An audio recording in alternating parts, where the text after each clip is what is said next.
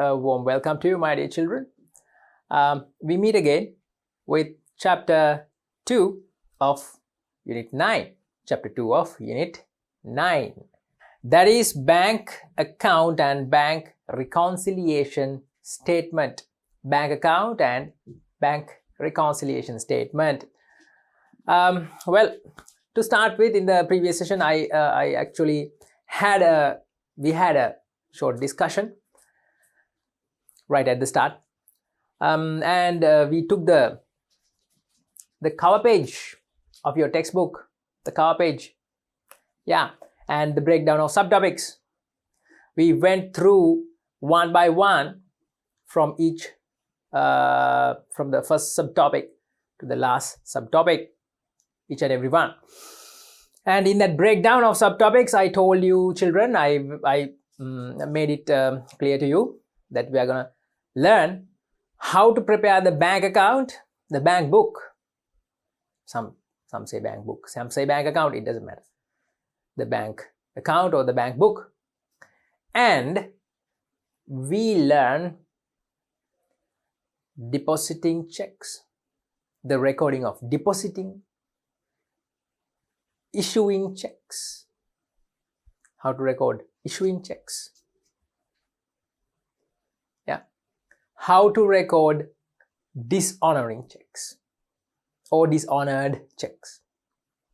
In simple terms, in real life, day-to-day life, we say checks bounced. Maybe you have heard. Businessmen, they always, with a very upset mood, they say, check එක bounce වෙලා.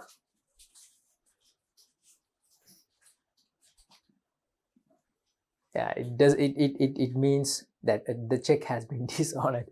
These words you should know because we are talking about business, and in the local context, how these terms are used.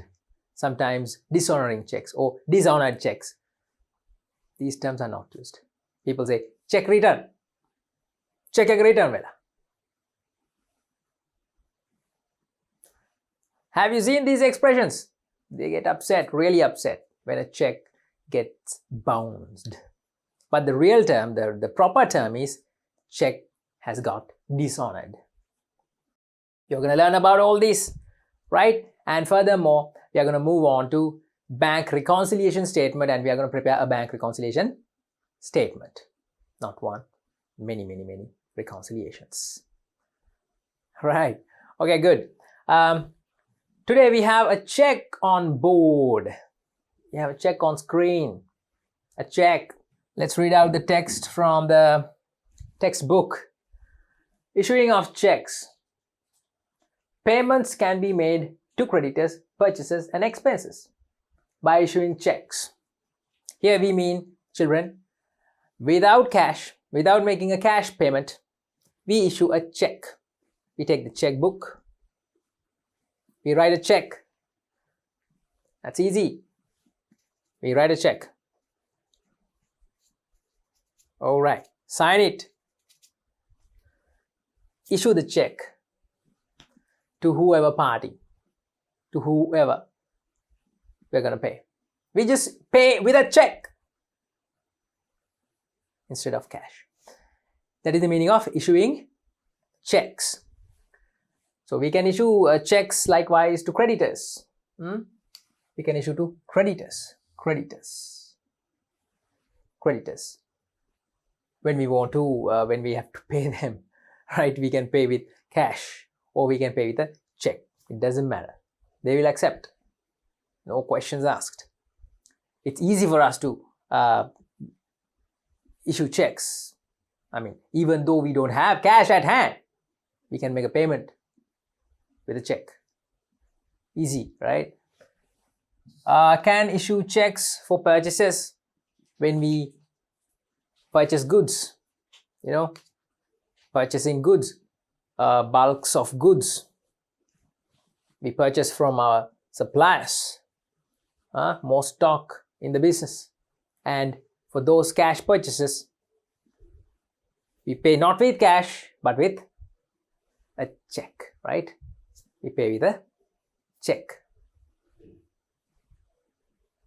right? So for purchases and for expenses. For expenses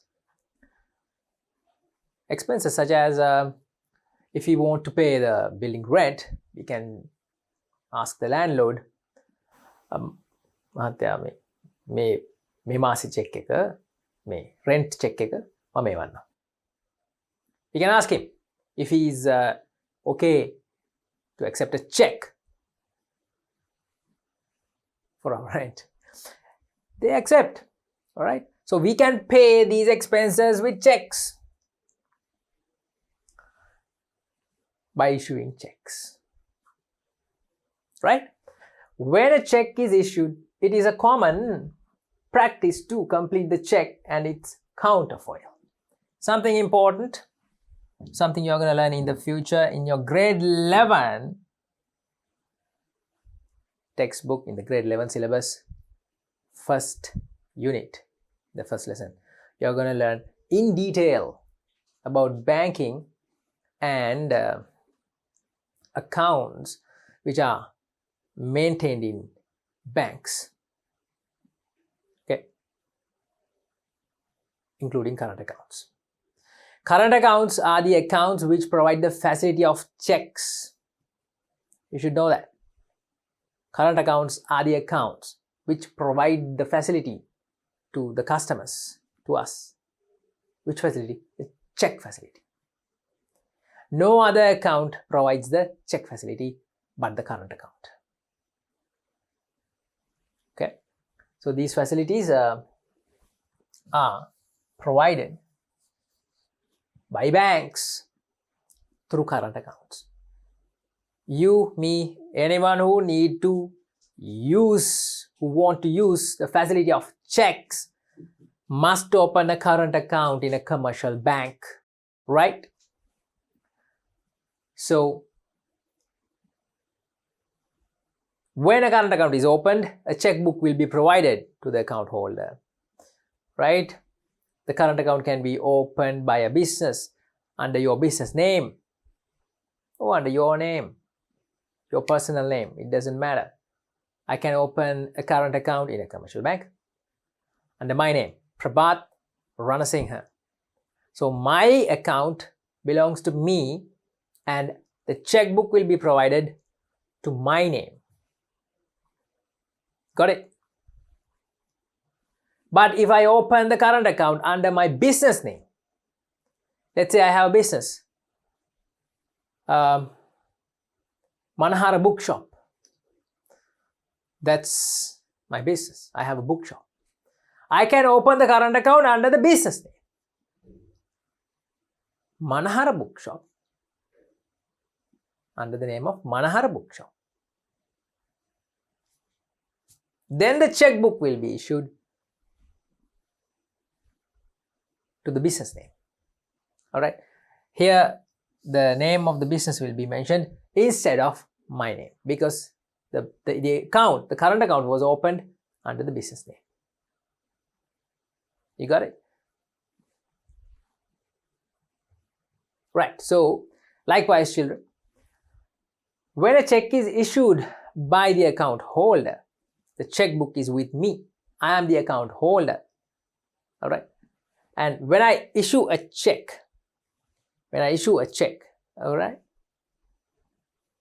from the checkbook to anybody whom I need to pay, when I issue a check, there is a part on the checkbook which does not go with the check leaf. That is called the counterfoil. I will show you. It is a common practice to complete the check and its counterfoil. This is what I was talking about. Counterfoil, which is the remainder of the check leaf in the checkbook. All right. This is what I have been explaining to you. This is called the counterfoil. Counterfoil. All right. 2 words. Counterfoil. But it is pronounced and used as one word. Counterfoil. Counterfoil. Okay. This is the counterfoil. This part of the check does not go with the check leaf. Check leaf. Alright. In other words, when you tear the check leaf from the checkbook, like this, and when you issue the check, this part remains in the checkbook. Alright.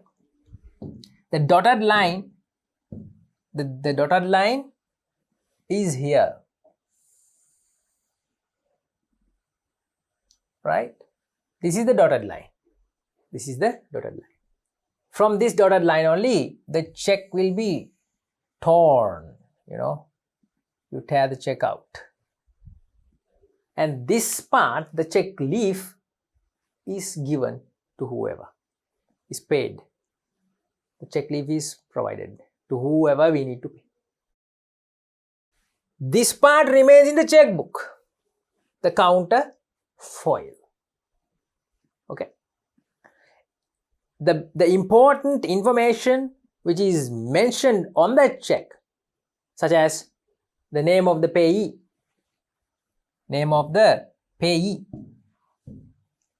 such as the name of the payee, amount of the check, date of the check, the reason why the check was issued. All these information which are important and which are mentioned on the check should be mentioned on the counterfoil too. See the date of the check, the payee's name, and the amount. I'll number them and show you. If you name of the payee, number 1, it's here. Yeah. Amount in rupees. Let's take date of the check. It's here. Amount of the check.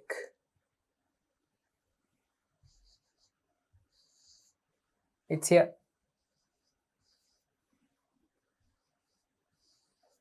Right? These information, such as these 3 information, and if you want, if necessary, any other information too, should be mentioned on the counterfoil. This is the counterfoil. Okay, that is what this text is trying to explain, is trying to demonstrate. Okay, so the children, this is a check. This is issuing a check. This is how you write a check onto a payee's name and pay that person any amount you need. This paying of checks, every check that you pay to whoever the party, must be recorded in your bank account, in your bank book, just like paying cash. If you pay with cash, that transaction, that payment is recorded in the cash book.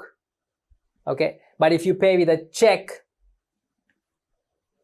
payments are recorded in the bank book. Simple. Next slide, children, we have issuing or paying with checks. Right? Let's read out the text. The details of payments made by checks are recorded in the payment vouchers. That is the source document. Payment vouchers. I'm going to mention what payment vouchers are, but I don't need to mention this here because you know already payment vouchers are. What payment vouchers are? What are payment vouchers? Source documents. Source documents, yeah. Source, I'll just write docs. Source docs. So when a check is issued, the source doc is the payment voucher. All right. Details are recorded in a payment voucher, all the details of the check. Accordingly, when payments are paid by checks, the payment voucher is used as the source document to record such transactions. We already have marked it. The same thing is explained in the next sentence. Accordingly, when payments are paid by checks, the payment voucher is used as the source document to record such transactions in the bank account of the business. So, the bank account, you record the payments by using the payment voucher as the source document. Right? When payments are made by checks, the balance in the bank account of the business decreases. Yeah, obviously, of course. What else? When you pay by checks, when you pay more and more checks, when you issue more and more checks, when you issue more and more checks, you write more and more checks. 10,000. Issue the check. You write another check to BizBoom. There's a company called BizBoom marketing company. You pay them 50,000. You issue that check to them. You issue another check to a person called Sirisena. IO Sirisena. Then you write a 75,000 check. Sign it. Issue a 75,000 check to IO Sirisena. More and more checks you issue, the balance in your bank account, the cash balance or the money in your bank account decreases. Bank balance decreases. That's what it says. Okay. So the double entry obviously must have the bank account and the relevant payment account. It's mentioned here. Okay. In the double entry, you must have the bank account because bank money goes down, bank decreases, cash at bank decreases. You know what principle is applied, what principle is used when recording transactions in the bank account. From double entry principles, which principle is used? Is it the liability principle? Bank balance, bank account is a liability to us. No. Is it a expense? The bank account, the bank balance. So you should use the expense principle. No. Just like the cash book, children. Just like the cash book. The bank account also, it is an asset account. So it is an asset to the business, whatever the business is. If the business has a bank account, that is an asset. And when recording in the bank book, when recording related transactions related to the bank account, asset principle is used, principle of assets, the double entry principle for assets. That's why when we pay with checks, when we issue more and more checks to more and more people, when you issue more and more checks to more and more people, the cash at bank or the bank balance decreases. Asset decreases, credit, right? And the relevant payment, the relevant expense account is debit, because expenses increase, debit. All right. That is the double entry principle.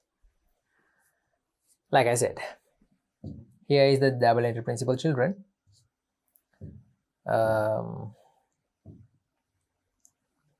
It's here. Accordingly, the relevant double entry for paying with checks, paying of checks or for check payments, the double entry principle, and the double entry is given here. All right. Expense account, the relevant payment account, debit. Bank account, credit. Because the bank balance decreases as it decreases when you pay. Let's write a check, shall we? Let's write a check. Let's write this check. Let's complete this check. Okay. The bank is People's Bank. And the check has been crossed. I'm not gonna mention anything about check crossing because it's not really in this lesson. It's not relevant to this lesson, but it's gonna be taught soon in one of the coming lessons. Okay, crossing checks. Ignoring that, let's fill up the important things. Date. The date is filled. And it's a very, very far away date. I mean, a date in the past. So let's fill with a valid date. Okay. I'm going to mention 10th January 2022. That means next year January. The date is 10th January 2022. Next year January, first month. First month 10th, January 10th. Children, which means this check is valid. The check can be taken to a bank and to get the cash. Whoever who gets this check should go after 10th of January. Right? 10th of January. It's a future date. Okay? You can't take the cash, you can't bring the check and cash the check. Or you can't go to a bank and take the cash, take the amount before 10th of January. Okay? You can do that. You can give a dated check. Dated check. Pay. It's here. It's printed. Pay. I'm going to pay I.O. Sirisena. I.O. Sirisena. Then I'm going to cut O bearer. 1,000 amount in words, children. 1,000 rupees. Only 1,000 rupees only. Okay. Oh, and the amount is mentioned on this check. I'm not going to pay this much. So I'm going to mention 1,000.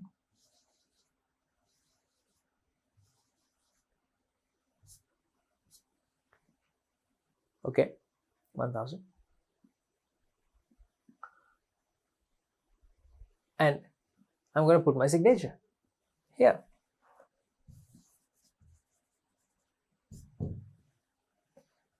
If I have a company, if I have a business, or I have a personal seal, business seal or personal seal, the seal or the official stamp could be put, seal can be, the stamp can be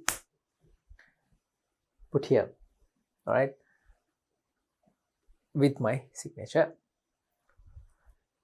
And the basic, the most vital, most important information is already filled. All right. Yeah. So that's it. I'm going to pay from my account, from my bank, to a person called I.O. Sirisena. To a person called I.O. Sirisena.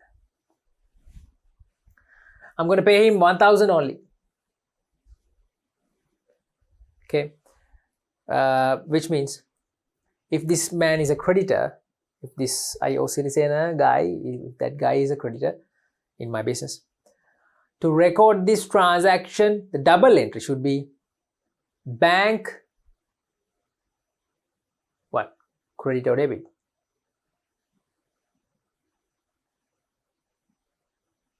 Anybody who knows, who remembers? Credit, right? Credit. Bank credit, because bank money, my bank balance goes down, asset decreases. Bank credit. Creditor also goes down, my liability decreases because I'm paying this creditor now. Creditor also decreases, so creditor, debit. Asset decrease, credit. That's why bank is credit, bank account credit. Liability decrease, it's a debit. So creditors account debit. Creditors account debit, bank account credit. So children, with the basic information that you need on how to issue a check, how to write, complete and issue checks, and the double entry when you issue checks. To record paying with checks, you need to know the double entry, right? To enter all the payments that you have done by checks. Recording double entry of issued checks or paying with checks. With that, the basic information that you need, we'll wind up this session. In the next session, we are going to prepare a bank account, a bank book with the relevant ledgers. And we are going to balance the bank account. And balance, we will bring the balance forward, or balance brought forward. Furthermore, children, we have several more things to learn when recording transactions in a bank account, such as dishonoring checks, dishonored checks. With that, hoping to meet you soon in the next session and learn how to record transactions related to bank accounts. With that, children, we will wind up this session. See you very soon with the next session. Thank you.